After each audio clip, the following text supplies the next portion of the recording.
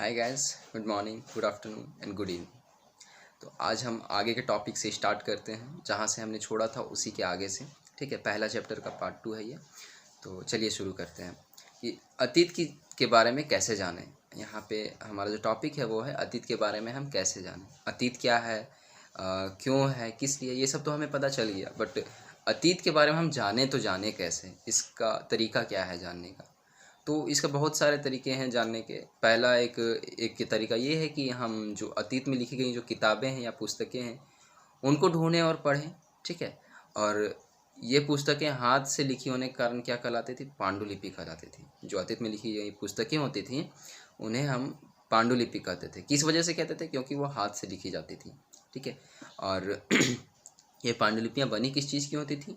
तो ये जनरली दो चीज़ों से बनाई जाती थी, एक ताड़ के पत्तों से या फिर हिमालय में उगने वाला एक पेड़ है जिसका नाम भुर्ज है, उसका जो छाल होता था उस पर लिख के ये बनाया जाता था। ठीक है, पांडुलिपि का जो अंग्रेज़ी में अर्थ होता है वो होता है मैन्यूक्रिस्ट। ठीक है, और मैन्यूक्रिस्ट का जो मैन्यू है वो लैटिन शब्द है और इसका मतलब होता है, इसका अर्थ होता है हाथ। तो सिंपली जो पांडुलिपि होती है उसका मतलब होता है हाथ से लिखे जाने वाला किताब या फिर पुस्तक। ठीक है, अब ये जो पांडुलिपियाँ होती थी ये बहुत पुरानी होती थी, जैसे कि हज़ारों साल पुरानी। ठीक है, तो इतना साल में क्या हुआ कि इतने वर्ष गुजरने के बाद क्या हुआ कि बहुत सारी जो पांडुलिपियाँ हैं वो नष्ट हो गई, या फिर कीड़ों ने उन्हें खा लिया, या फिर बहुत सारी पांडुलिपियों को नष्ट कर दिया गया। लेकिन बहुत सारा जो अभी भी पांडुलिपि है वो हमारे बीच उपलब्ध है, संग्रहालयों में रखी गई हैं। अब ये पांडुलिपियाँ जनरली हमें कहाँ से प्राप्त होती थी? तो मंदिरों से, या फिर जो खंडहर हैं, जो बड़े बड़े खंडहर हैं, जो पुराने खंडहर जो कि अभी तक बचे हुए हैं उनमें से मिलती हैं। ठीक है, इन पुस्तकों में जनरली क्या बताया जाता था? तो धार्मिक व्यवहारों के बारे में, मान्यताओं के बारे में, रीति रिवाज क्या थे उस समय पे, राजाओं के जीवन पे ये होते थे, औषधियों, विज्ञान, ये सब के बारे में वहाँ पे हमको ये पांडुलिपियों में मिलता था। ठीक है, पढ़ने के लिए या जानने के लिए। अब इनके अतिरिक्त हमें महाकाव्य भी मिलती हैं, उनमें कविताएँ भी मिलते हैं, नाटक भी उसमें मिलता है। ठीक है, इनमें से जो बहुत सारे इनमें से कई क्या हुए संस्कृत में लिखे थे, जबकि कुछ जो है प्राकृत में और तमिल भाषा में लिखे गए थे। प्राकृत भाषा का जो उपयोग था वो जनरली आम लोग करते थे या फिर नॉर्मल इंसान करता था। ठीक है, हम अभिलेखों का अध्ययन कर सकते हैं। अब यहाँ पे अभिलेख के बारे में क्या है? अभिलेख ऐसा लेख होता है जिसको हम पत्थर पे, धातु पे या फिर किसी कठोर चीज़ के सतह पे उकेरते हैं, उत्कीर्ण करते हैं। ठीक है, तो अभिलेख वो कहलाते हैं। ठीक है, कभी कभी शासक जो होते हैं अथवा अन्य जो बड़े लोग होते थे वो क्या करते थे? अपने आदेशों को ऐसे ही अभिलेखों में क्या करते थे? उत्कीर्ण करवाते थे, और ताकि उन्हें लोग देख सकें। ठीक है, उन्हें पढ़ सके और उनका जो है पालन कर सके। तो कुछ अन्य प्रकार के अभिलेख भी मिलते हैं जिनमें राजाओं, रानियों, स्त्री पुरुषों, बहुत सारे लोगों ने अपने कार्यों का विवरण किया। ठीक है, मतलब कि बहुत सारा अभिलेख हमको ऐसे भी मिलते हैं जिनमें राजाओं, रानियों ने, बहुत सारे अलग स्त्री पुरुषों ने अपना जो कार्य होता था, उनका जो कार्य होता था उनके बारे में विवरण किया। ठीक है, विवरण को उत्कीर्णित किया या फिर उकेरा, सिंपल जानिए ये बात को। ठीक है, उदाहरण के लिए जो जनरली जो शासक होते थे, जो राजा होते थे, वो अपनी जो अपने द्वारा लड़ी गई जो लड़ाइयाँ होती थी उनके विजय के बारे में लिखा करते थे कि हमने ये विजय कैसे प्राप्त की, किस तरीक़ों से प्राप्त की, और क्या क्या क्या हमने इन विजय को प्राप्त करने के लिए हमने किया। तो ये सब वो क्या करते थे? इसका लेखा जोखा अभिलेखों में रखा करते थे वो। अब यहाँ पे एक सवाल किया गया है कि क्या हम ये बता सकते हैं कि कठोर सतहों पर लिखवाने का क्या लाभ हुआ करता था, या फिर ऐसे सतहों पर लिखवाने में क्या क्या कठिनाइयाँ आती थी? तो आइए इसके बारे में जानते हैं। ठीक है, तो इनके अतिरिक्त अन्य कई वस्तुएं अतीत में बनी और प्रयोग में लाई जाती थी। अभिलेखों और पांडुलिपियों के अलावा भी हम बहुत सारी चीज़ों को मिल सकता है हमें, जिनमें इतिहास के बारे में लिखा गया है। ठीक है, अब ऐसी वस्तुओं का अध्ययन करने वाले व्यक्ति क्या कहलाते हैं? पुरातत्वविद कहलाते हैं। यानी कि पांडुलिपियाँ हो गई, अभिलेख हो गए, या फिर जो अन्य चीज़ें जिनमें हमें अतीत के बारे में जानने के लिए मिलता है, इनका अध्ययन या फिर इनकी पढ़ाई करने वाली, इनके बारे में पता लगाने वाले व्यक्ति क्या कहलाते हैं? पुरातत्वविद कहलाते हैं। पुरातत्वविद क्या क्या करते हैं कि चित्रों का, इमारतों का, ईंट से बनी इमारतों का, पत्थर से बनी इमारतों का, मूर्तियों का, चित्रों का, ये सब का अवशेष जो होते हैं उनका अध्ययन करते हैं और उनके बारे में, इतिहास के बारे में, उस टाइम उस चीज़ों से इतिहास के बारे में सुराग के रूप से पता लगाते हैं। वे औजारों, हथियारों, बर्तनों, आभूषणों ये सब तथा सिक्कों की प्राप्ति के लिए क्या करते हैं, छानबीन या खुदाई भी करते हैं। जो सिक्के हो गए, औजार हो गए, हथियार हो गए, अतीत में जो थे उनका जो प्राप्त करने के लिए, उनको प्राप्त करने के लिए ये क्या करते हैं, छानबीन करते हैं, खुदाई भी करते हैं। ठीक है। इनमें से कुछ वस्तुएं किन किन चीज़ों से बनी रहती हैं, पक्की मिट्टी की, धातुओं की, कठोर चीज़ों की, पत्थरों की, ये सब चीज़ों की जो कि जल्दी नष्ट नहीं होने वाली होती हैं, उनसे बनी होती। तो जनरली आप यहाँ पे ये चीज़ समझ गए होंगे कि अभिलेख का उपयोग क्यों किया जाता था। बड़े पत्थरों पर ये कठोर सतहों पर लिखा क्यों जाता था या फिर उकेरा क्यों जाता था इन चीज़ों को, तो जनरली जल्दी वो नष्ट ना हो, आगे जो आने वाली पीढ़ी हैं उनको भी हमारे बारे में पता चले। ये जनरली एक पर्पस था कि लोग अभिलेखों में लिखवाते थे अपने लेखा जोखा के बारे में या फिर कार्यों का विवरण देते थे। ठीक है। तो पुरातत्वविद जानवरों, चिड़ियों तथा मछलियों की हड्डियाँ भी ढूंढते हैं। पुरातत्वविद जो होते हैं वो जानवरों की हड्डियाँ, पक्षियों की हड्डियाँ या फिर मछलियों की हड्डियाँ ये भी ढूंढते हैं, ताकि इससे पता चलता है कि अतीत में लोग क्या खाते थे, किन चीज़ों को पालतू बनाते थे, किन जानवरों को के साथ रखा करते थे, कौन कौन से जानवर जंगली हुआ करते थे। ये सब जानने के लिए पुरातत्वविद क्या करते थे, जानवरों या फिर जंतुओं की हड्डियाँ जो है एकीकृत करते थे या फिर ढूंढते हैं। ठीक है। वनस्पतियों के अवशेष बहुत मुश्किल से मिलते हैं। वनस्पति जो है या फिर जंगल जो है उनके अवशेष बहुत मुश्किल से मिलते हैं। फिर भी जो लकड़ियाँ हो गई या फिर जो भोजन के जो दाने हो गए जो जल गए, वो जले हुए रूप में बचे हुए रहते हैं। ठीक है। उनसे भी पता लगाया जाता है वनस्पतियों और भोजन के बारे में। ठीक है। अब एक सवाल यहाँ पे और किया गया है कि क्या पुरातत्वविद को कपड़ों के अवशेष मिलते होंगे। अब ये ये सवाल जो है थोड़ा टफ है कि ये मिलने का जो कोई मिल तो नहीं सकता। रीज़न ये है क्योंकि बहुत कठिन है इसका मिलना। कपड़े जल्दी गल जाते हैं और इतने सालों में उनका मिलना बहुत ही मुश्किल है। पांडुलिपियाँ अभिलेखों तथा पुरातत्व से ज्ञात जानकारियों के लिए इतिहासकार प्रायः स्रोत शब्द का प्रयोग करते हैं। अब पांडुलिपि हो गई, अभिलेख हो गए या फिर पुरातत्व चीज़ों से जो जानकारियाँ मिलती हैं उनको इतिहास क्या करते हैं, स्रोत कहते हैं। ठीक है। उनके लिए क्या करते हैं इतिहासकार, स्रोत शब्द का प्रयोग करते हैं। अब जैसे कि हमें कोई जानना चीज़ है, हम किसी प्रोजेक्ट के बारे में लिख रहे हैं, जैसे कि विकिपीडिया से ही हमने कोई प्रोजेक्ट लिखा और लास्ट में हम क्या करते हैं, स्रोत लिख देते हैं विकिपीडिया। ठीक है। या फिर हमने कोई और वेबसाइट से या फिर किसी और चीज़ की मदद से हमने वो आर्टिकल लिखा या फिर हमने वो उस चीज़ के बारे में प्रोजेक्ट में लिखा, बताया या कहीं भी किसी चीज़ पे बताया, तो वो जो जिस चीज़ से हमने मदद ली है उसे हम क्या कहते हैं, स्रोत कहते हैं। और इसी तरह पांडुलिपि, अभिलेख और जो पुरातत्व की जो चीज़ें हैं उन्हें इतिहासकार क्या कहते हैं, स्रोत कहते हैं। ठीक है। अब इतिहासकार वो होते हैं जो अतीत का अध्ययन करते हैं या फिर इतिहास का अध्ययन करते हैं।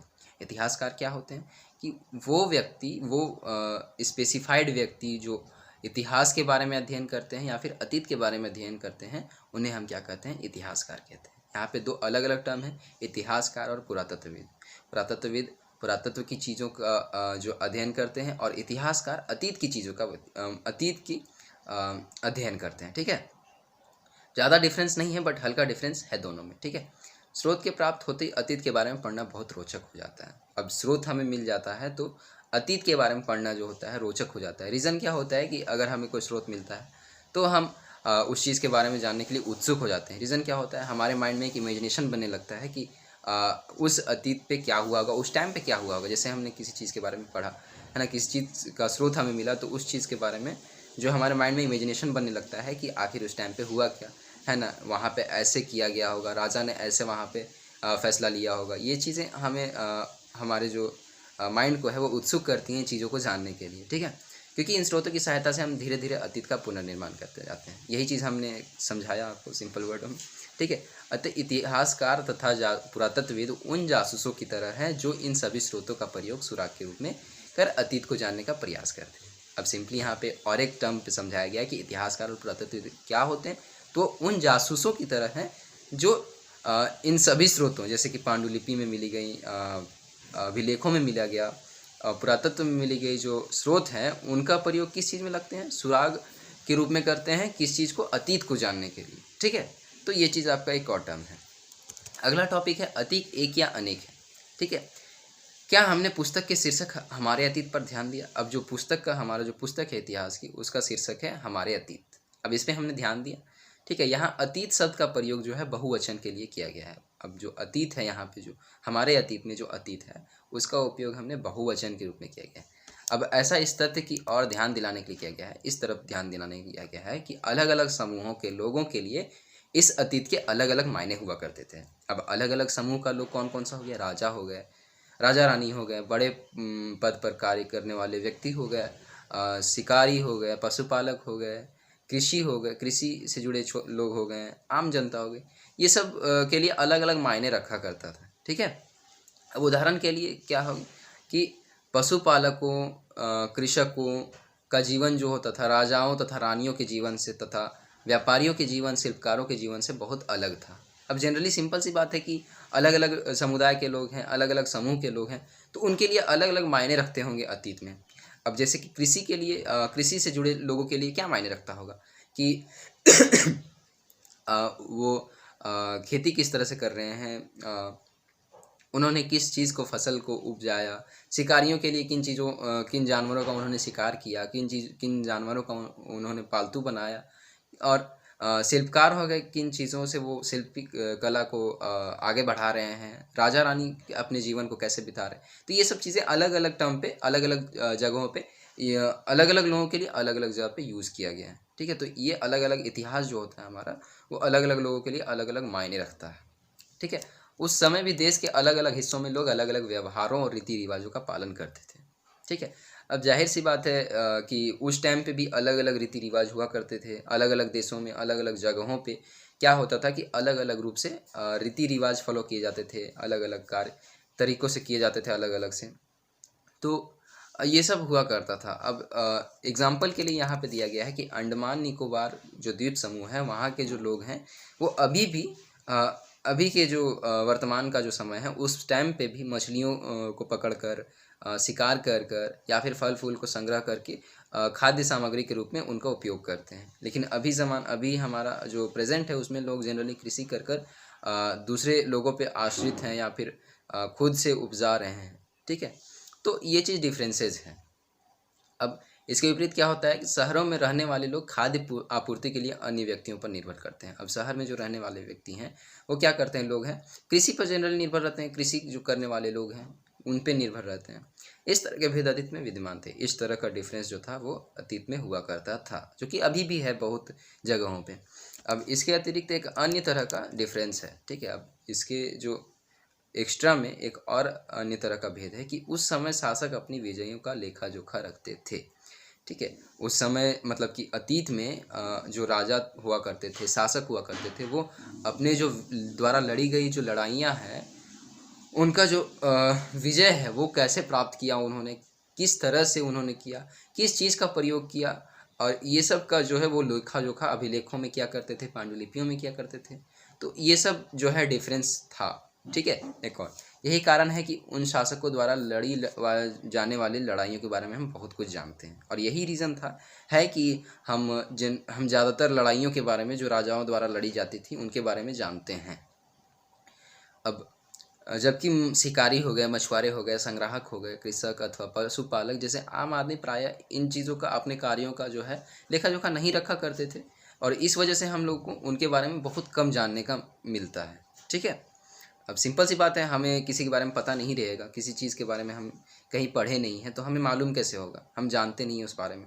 तो वही चीज़ है कि जो नॉर्मल जो आम इंसान होते थे वो लेखा जोखा अपने कार्यों का विवरण नहीं किया करते थे, जबकि जो बड़े अधिकारी होते थे जैसे कि राजा हो गए, मंत्री हो गए, उनके दरबार में काम करने वाले जो प्रमुख व्यक्ति हैं, उनका अभिलेख हमें मिल सकता है, क्योंकि वो जनरली ये करवाते थे, बट आम जनता ये नहीं करवाती थी।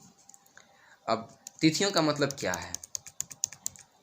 अगर कोई हमसे तिथि के विषय में पूछे तो हम जनरली क्या करते हैं, दिन के बारे में बताते हैं, या फिर तारीख बताते हैं, कौन सा महीना चल रहा, या फिर कौन सा साल चल रहा, ये सब बताते हैं।